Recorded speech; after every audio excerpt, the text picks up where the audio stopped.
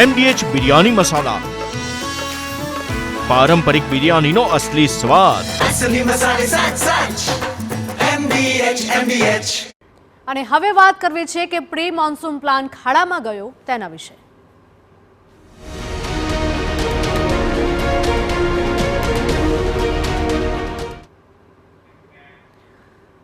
સુરતમાં પ્રી મોન્સૂનની કામગીરી બાદ શહેરીજનોને હાલાકી ભોગવવાનો વારો આવ્યો છે. ચોમાસું નજીક છતાં પણ મનપાની કામગીરી અધૂરી છે. ઠેર ઠેર ખોદેલા રસ્તાઓને લીધે શહેરીજનો પરેશાન થયા છે. રોડ બની ગયા બાદ ડ્રેનેજ લાઇન માટે ફરીથી ખોદી કાઢ્યાનો આક્ષેપ છે. છેલ્લા 4 વર્ષમાં શહેરમાં ડ્રેનેજની 2,43,000થી પણ વધારે ફરિયાદ થઈ છે. સુરત પાલિકાની કામગીરી સામે અનેક સવાલો ઉઠ્યા છે. તંત્રની ઢીલી કામગીરી સામે સ્થાનિકોમાં આક્રોશ છે. ने बहुत अच्छा रोड यहाँ पे बना के रखा हुआ था. अब इनको क्या मतलब फिर रोड अच्छा बन जाता है, फिर इनको याद आता है कि यहाँ पे पाइपलाइन डालना भूल गया. फिर अभी पाइपलाइन की खुदाई यहाँ पे चाहिए और कॉन्ट्रैक्टर क्या आते हैं अपना काम करके खुदाई करके चले जाते हैं. फिर एसएमसी के इंतजार आए दिन जनता को आप देखिए यहाँ पे आए दिन जनता को तकलीफ होती रहती है. ट्रैफिक यहाँ पे काफी जाम लग जाता है. यहाँ पे पीछे देखेंगे दुकानें 1 महीने से दुकानें यहाँ पे बंद पड़ी हुई है. काफी यहाँ पे जनता को तकलीफ होती है. એક તરફ ચોમાસું માથે છે અને બીજી તરફ સુરત શહેરના રસ્તાઓની શું સ્થિતિ છે તે આપની સ્ક્રીન પર સ્પષ્ટ દેખાઈ રહ્યું છે. સામાન્ય રીતે 1 જૂન પહેલા જ પ્રી મોન્સૂન કામગીરી સમિતિ લેવાનો નિયમ છે, પરંતુ સ્માર્ટ સિટીની હાલની સ્થિતિ ખૂબ જ ચિંતાજનક છે. સમગ્ર મામલે અમે ડ્રેનેજ સમિતિના ચેરમેન સાથે વાત કરવાનો પ્રયાસ કર્યો.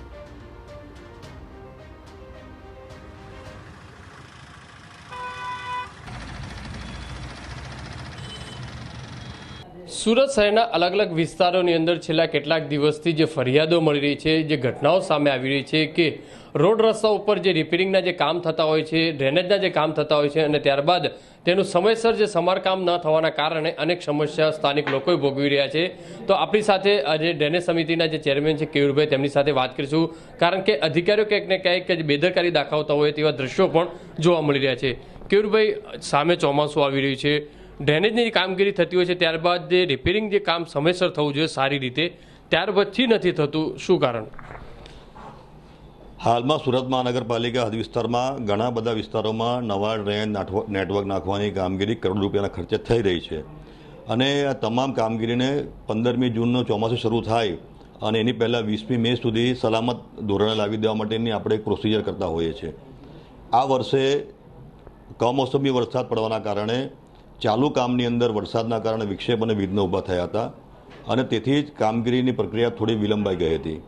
આમ છતાં સુરત મહાનગરપાલિકાની પ્રી મોન્સૂન કામગીરીની બેઠક દરમિયાન પણ મેયરશ્રીએ, સ્ટેન્ડિંગ ચેરમેનશ્રીએ તમામ ઝોનના અધિકારીઓ અને વિભાગના અધિકારીઓને સૂચના આપી છે કે હાલ પૂરતા તમામ કામોને સેફ ઝોનમાં લાવી દેવામાં આવે અને જ્યાં કોઈ પેચવર્ક કરવાનું હોય કે ગ્રીલ નાખવાની હોય અથવા તો કપચી નાખીને પણ રસ્તાને એક વખત લોકો અવર જવર કરી શકે તે પ્રમાણે ખુલ્લા કરી દેવામાં આવે અને જેથી લોકોને સુરતના રહેવાસીઓને કોઈ અસુવિધા ન થાય તે માટેની સૂચના આપી દેવામાં આવી છે. સર, ક્યાંક ને ક્યાંક અધિકારીઓ સ્થળ ઉપર નથી જતા અને તેના કારણે આ રીતની સમસ્યા સર્જાતી હોય છે ખરી? કારણ કે જે કામ છે તે કારીગરો કરીને ચાલ્યા જતા હોય છે.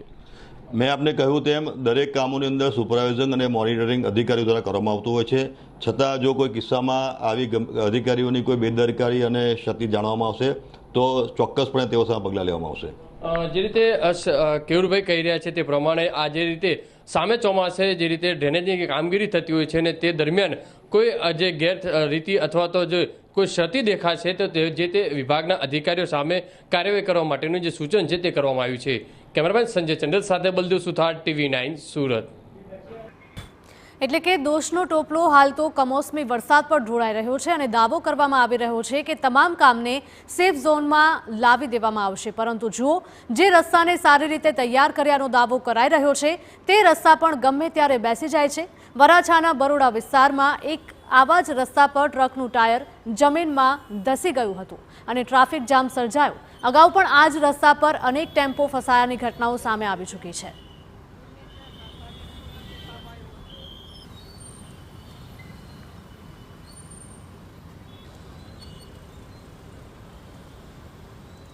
તો સતત સામે આવતી આવી ઘટનાઓને લીધે જ પાલિકાની કામગીરી સામે સવાલો ઉઠી રહ્યા છે.